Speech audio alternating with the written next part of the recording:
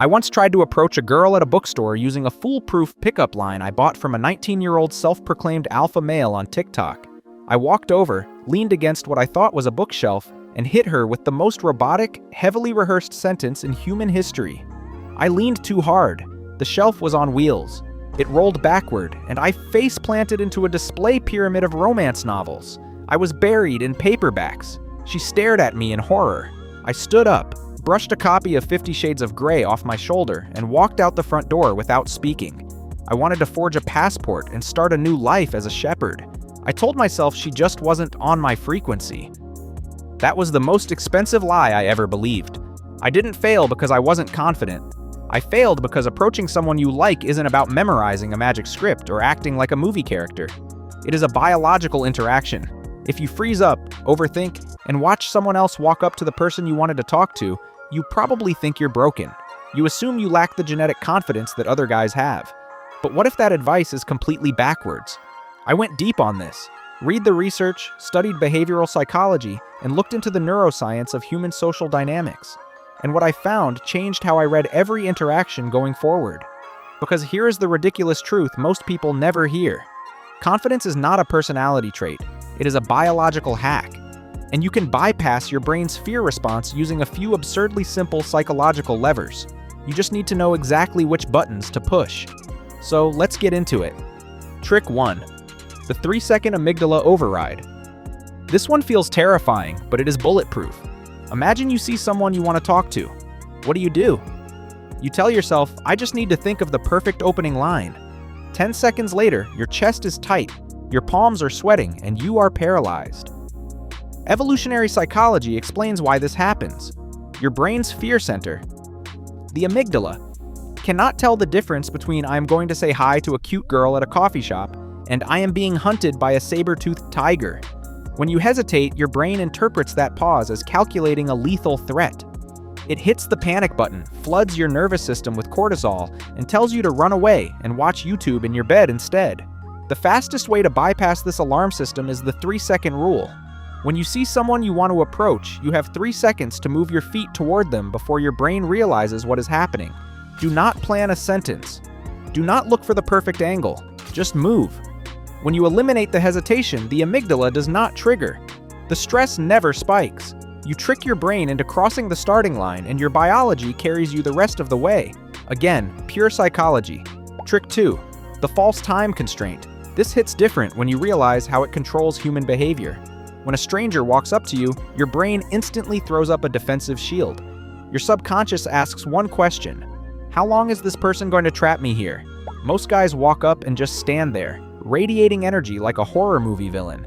It makes the other person feel claustrophobic. The psychological hack is to lower the stakes using the scarcity principle. You have to provide a false time constraint the second you open your mouth. Hey, I only have 30 seconds before I have to get back to my friends, but I had to come say hi. I'm walking out the door to grab my Uber right now, but psychological studies show that when the human brain knows there is an exit to a social interaction, its defensive walls instantly drop. They relax. They stop looking for an escape route, and they start looking at you. You aren't a threat anymore.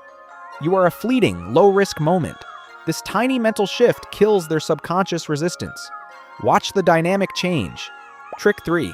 Ask better questions. This is the most critical behavioral hack in the history of communication, and it is how you separate yourself from the herd. Most guys approach a woman and immediately default to the most boring questions ever constructed by mankind. How are you? Do you come here often? What do you do for work? This is conversational ambient. It has been scientifically proven that the human brain operates on cognitive scripts for 90% of daily interactions. When you ask a generic question, her brain gives you a response. She doesn't even have to use conscious thought to answer you. If you want to become magnetic, you have to break the script. You must ask better questions. Psychologists call this pattern interruption. You want to ask something that forces her brain to pause, reboot, and engage with you in real time.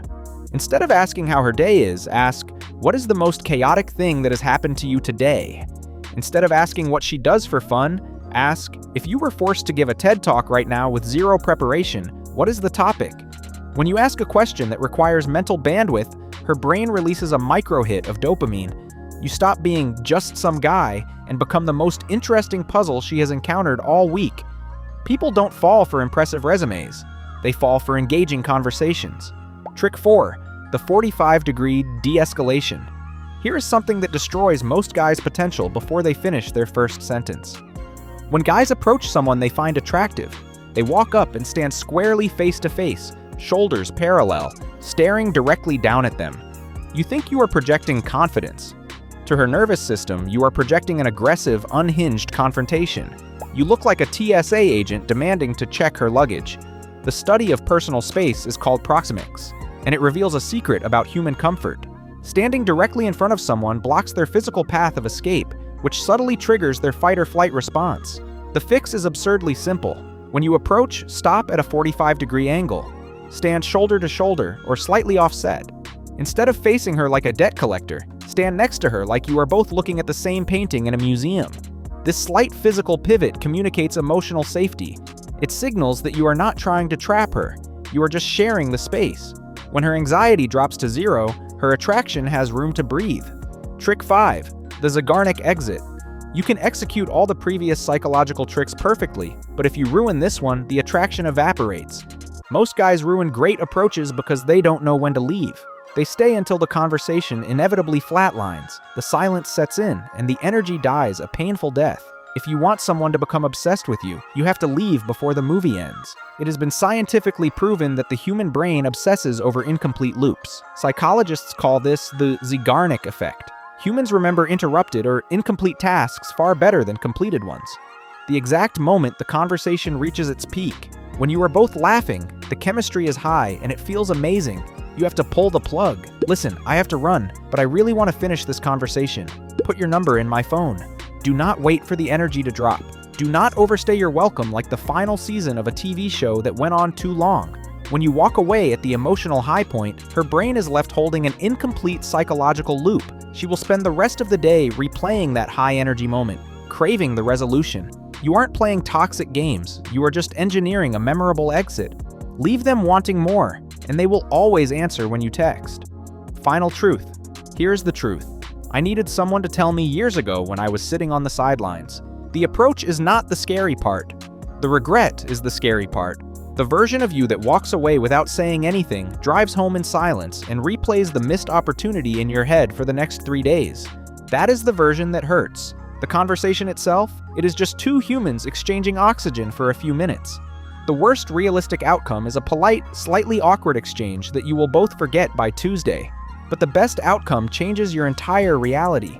When you stop treating a conversation like a life or death performance and start viewing it as a simple psychological skill you can practice, the heavy fear melts away.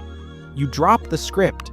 You stop the desperate performance. And for the first time, you actually give the universe a chance to surprise you.